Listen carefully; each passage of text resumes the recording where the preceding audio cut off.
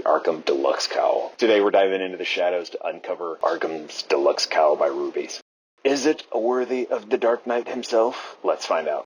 This Deluxe Cowl, it's a collector's gem inspired by the iconic Arkham video game. So, what's my personal experience? Right off the bat, I do like it. It's surprisingly comfortable.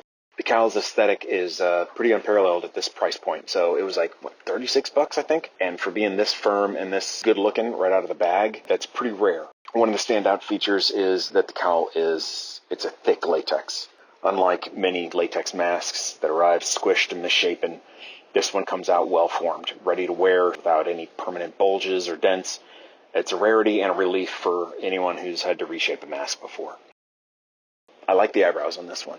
They're distinct, well crafted, but they're not over the top. Like some of them are really pointy. These are good. They're expressive. You know, with every hero is their kryptonite, right? This cowl has its fair share.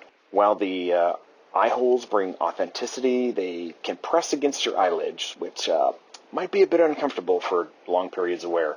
So you might need to get out the scissors or an X-Acto knife. Then our vigilant eyes might spot some minor imperfections in the original mold. I did notice online that it looked like one of the ears was dented. I've seen it in other videos, and I've seen it in mine personally. So it's like the mold is a bad mold on, was it the left ear? Anyway, it's one of the ears. It's not too bad, but it's noticeable enough, but it's nothing you can't fix. And then there's also the nose has a divot by it, but not a big deal. The other bit is the neck piece. While it looks good by itself and on display, the neck is quite large, and we've encountered this on previous cowls.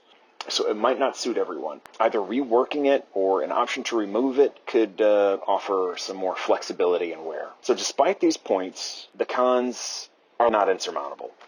So we can overlook and address some of these minor issues. Let's talk about some customizations.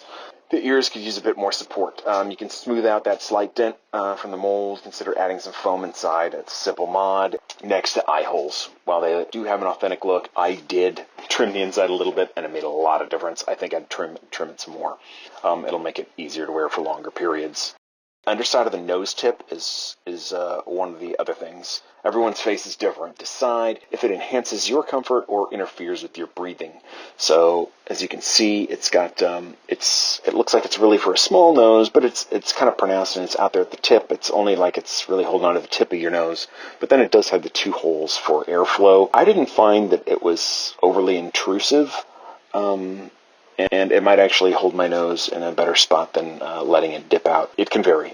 Last is the neck portion. It can be a bit big, and it might not fit everyone's taste or physique.